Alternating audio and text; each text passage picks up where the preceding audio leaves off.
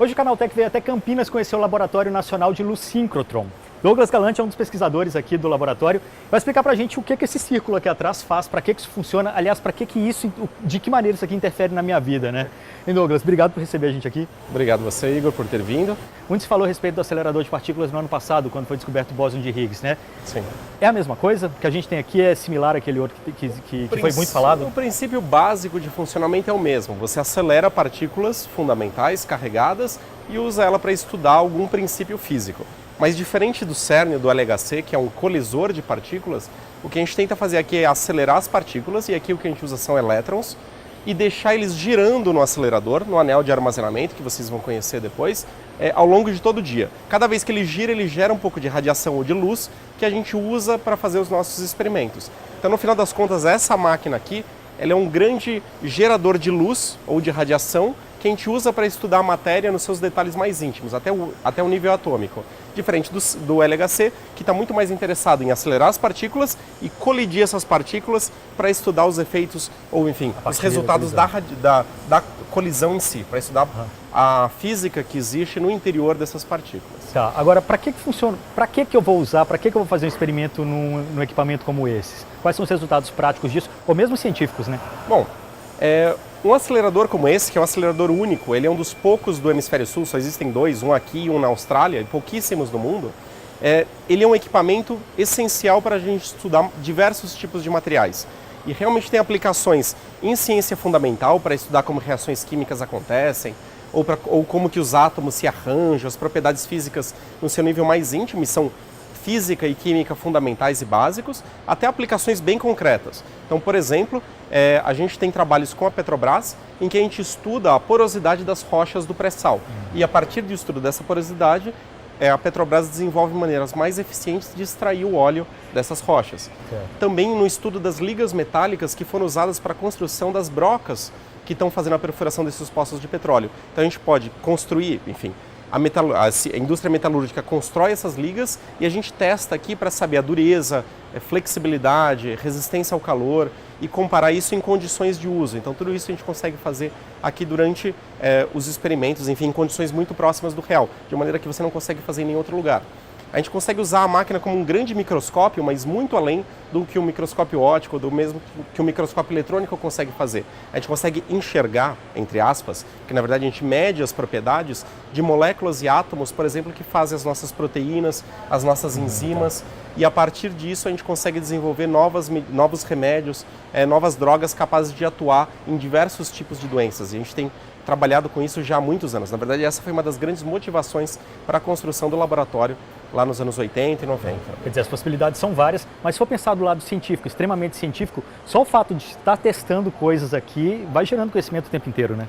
A gente formou ao longo desses 20 anos de operação do laboratório, a gente inaugurou em 1997, a gente formou milhares de doutores, professores, pesquisadores e engenheiros, e indústrias, como a indústria de vácuo, de eletrônica, que nasceram aqui no campus, abrindo áreas que praticamente não existiam no Brasil. Esse acelerador ele foi construído numa época que não existia abertura para importação.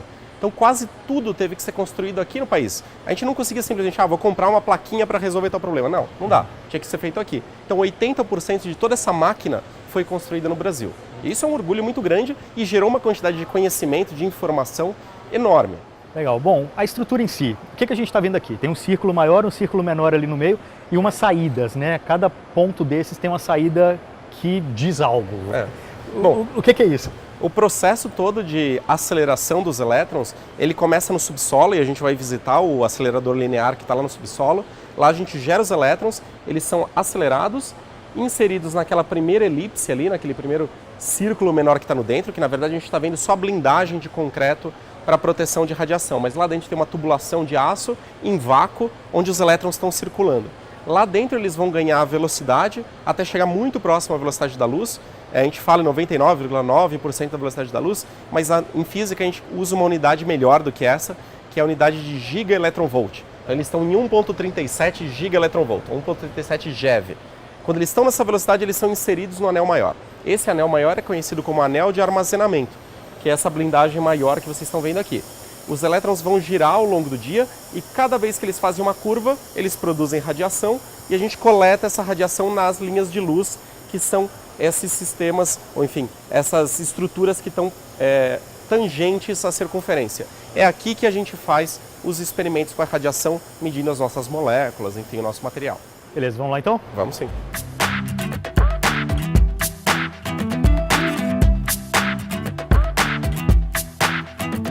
Onde a gente está aqui? A gente está entrando no LINAC, que é o coração do acelerador. Era aquele círculo maior. Na verdade, a parte que está no subterrâneo, ela está fora do círculo, e é onde a gente gera os elétrons e faz a primeira aceleração. E só depois ele entra no círculo. Então a gente está fora do círculo, a gente está entrando, a gente está passando alguns dos 10 metros debaixo da blindagem agora, mais ou menos.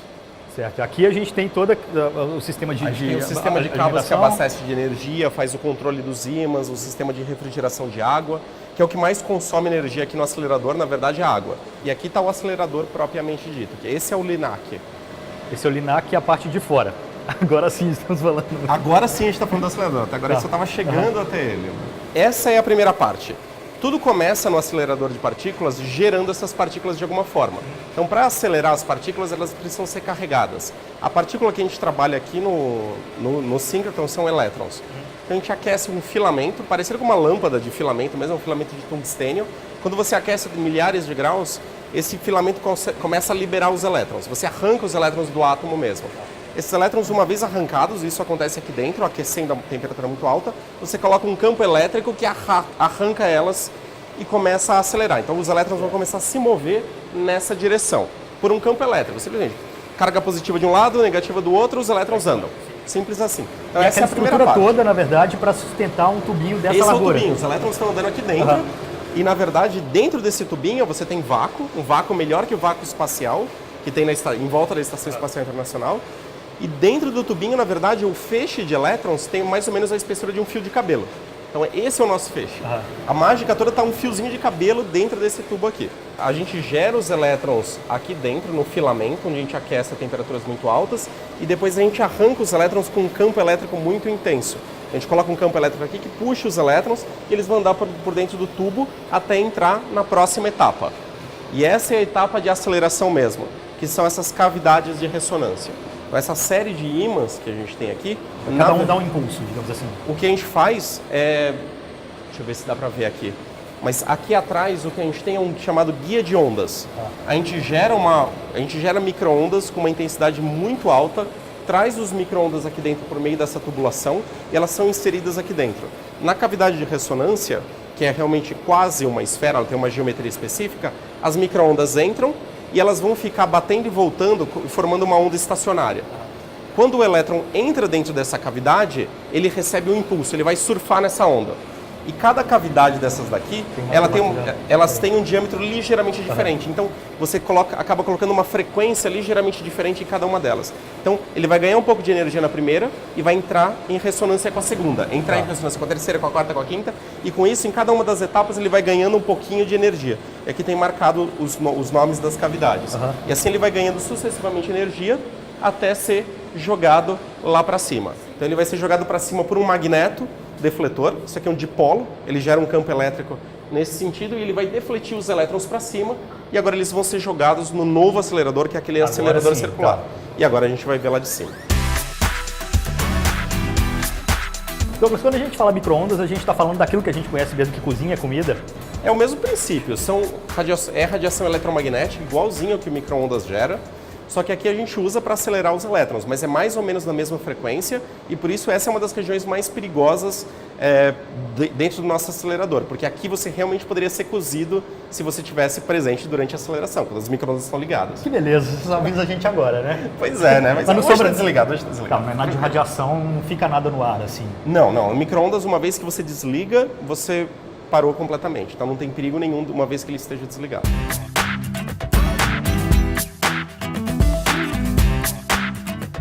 Então lá de baixo, aquele feixe de elétrons que a gente viu subindo vem para aquela casinha ali. Isso.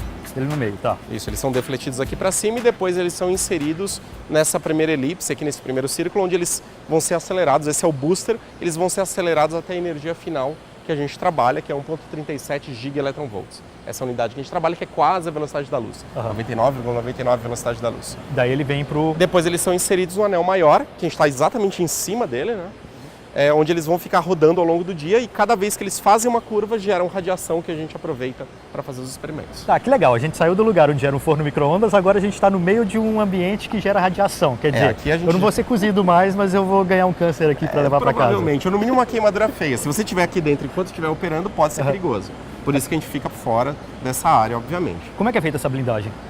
Essa blindagem, a blindagem que a gente usa aqui em volta do anel é uma blindagem de concreto. Então é relativamente simples, é concreto nas regiões principais, nas regiões mais gerais, nas regiões de mais alta radiação, a gente tem blocos de chumbo também.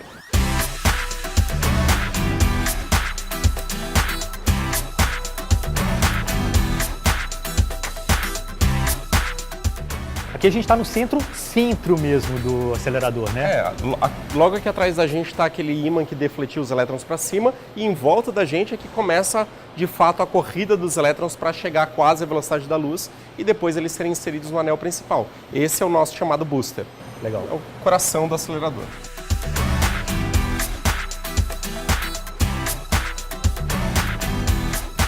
Bom, vocês viram ali onde a gente mostrou do feixe de elétrons saindo do interior do anel, certo? Então ele está saindo daqui, a gente estava do lado de lá daquela barreira, ele sai por aqui e vem para essas linhas de luz, é isso?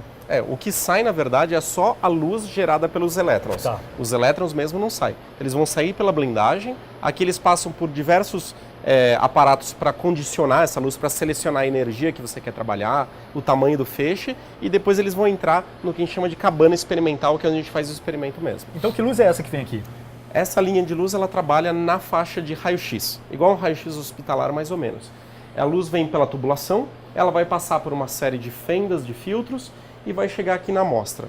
Na amostra, o processo que acontece é igual a um raio-x de hospital, você tem a amostra posicionada em cima desse postinho, a luz vai atravessar ela, vai ser absorvida e vai gerar aqui no detetor uma radiografia. Então, ela tira radiografias. E o que a gente faz é rotacionar a amostra e tirar várias dessas radiografias e depois, por um processo computacional, a gente pega essas várias radiografias que a gente chama de projeções, cada uma num ângulo diferente, e a partir da projeção você reconstrói a forma, a estrutura tridimensional dela. Mas para a gente conseguir chegar nessas resoluções muito boas, que são 1000 vezes melhor do que um tomógrafo de hospital, a gente precisa de um microscópio. Então, basicamente, o nosso detetor está acoplado no microscópio e numa câmera CCD de alta resolução para coletar essas imagens e levar para o computador. Mas quais as aplicações práticas disso aqui? Você falou uma rocha, mas eu coloco a rocha ali, tá, e daí? Que conclusões eu tiro a partir disso? A gente pode colocar N tipos de amostra. Sim. Qualquer coisa que a gente precisa caracterizar numa escala micrométrica, a gente pode medir aqui. Rochas, por exemplo, estão sendo feitas, por exemplo, pela Petrobras, para estudar a porosidade da rocha, que estão saindo do pré-sal, e desenvolver maneiras de melhor retirar o óleo que fica aprisionado nessas porosidades. Porque no pré-sal ou em vários poços de petróleo, você não tem um grande bolsão de óleo. Na verdade, o óleo está embebido, ele está inserido no meio dessa rocha porosa. Para tirar isso é muito difícil. Normalmente você bombeia água ou bombeia CO2 e extrai. Mas a metodologia para fazer isso depende muito das características da rocha. E a única maneira de você recuperar, de você entender essas características é com uma máquina como essa. Mas não só, essa é uma das aplicações. Pois é, no seu caso, sua pesquisa, você estuda muitos fósseis aqui, né? A gente tem trabalhado com fósseis, então, basicamente, entender organismos que estão hoje fossilizados, então hoje eles são rochas, mas se a gente quer entender a estrutura deles, sem eu ter que cortar, quebrar, fazer uma lâmina de microscópio, eu posso fazer uma microscopia e, a partir disso, tirar a estrutura tridimensional e entender a morfologia dele, e, a partir da morfologia, entender a evolução, enfim, as relações ecológicas que existiam, quem comia quem, enfim, os níveis tróficos em diferentes idades da vida aqui no nosso planeta.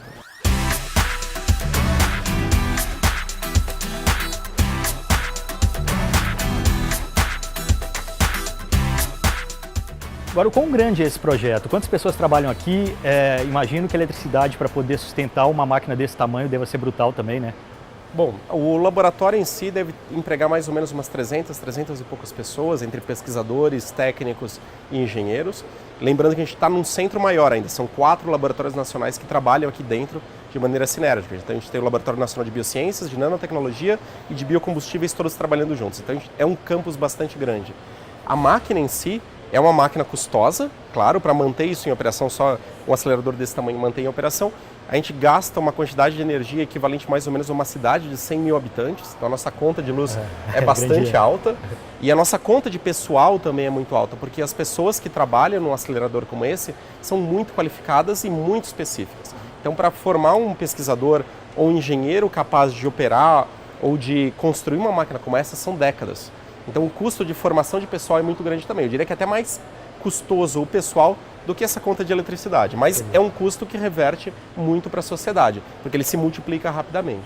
E a gente está falando de 20 anos de funcionamento desse acelerador aqui, né? Isso. Está sendo construído um outro, ele deve entrar em operação em 2019. Qual o tamanho do outro? Ou por que vocês resolveram fazer um novo? Esse aqui já não é mais suficiente para as pesquisas? Esse aqui é considerado um síncrotron de segunda geração. Hoje, os maiores síncrotrons do mundo eles são conhecidos como de terceira geração. A gente está pensando no futuro, ele já está um pouco defasado para o que se quer fazer de ciência de ponta hoje, nanotecnologia, enfim, desenvolvimento de novos materiais, e para isso a gente precisa de uma máquina melhor, de mais alta energia, com um feixe ainda menor e mais estável que esse. Por isso que a gente está construindo esse novo, ele vai ser 5 vezes maior que esse já tem 30 metros de diâmetro, já é bastante grande. Aquele novo vai ter 150 metros de diâmetro, então vai ser muito maior e muito mais sofisticado do que esse daqui. A gente aprendeu muito nesses 20 anos de operação. Quantos desses existem no mundo? Ou na América Latina? Então, é um dos esse é o único da América Latina, existem 2 no hemisfério sul e no total deve ter da ordem de, sei lá, uns 80 no mundo. Mais ou menos isso, mas no hemisfério sul só tem 2. Do nível 3? Do 3 deve ter hoje em dia uns 15 em operação, do 4 e da geração 4 não tem nenhum. Vai ter um inaugurado na Suécia, que é o Max 4, e o do Brasil, o Sirius. Então a gente está taco a taco concorrendo com os melhores do mundo com o novo acelerador. Bom, espero que vocês tenham entendido mais a respeito de um acelerador de partículas, para que tudo isso serve, para que tudo isso funciona. Quem sabe um dia você também não se interessa em estudar isso e de repente está aqui trabalhando junto com o Douglas, né, Douglas? Espaço para isso tem, né? Com certeza, a gente sempre está precisando de novos alunos. Beleza, valeu, cara, brigadão.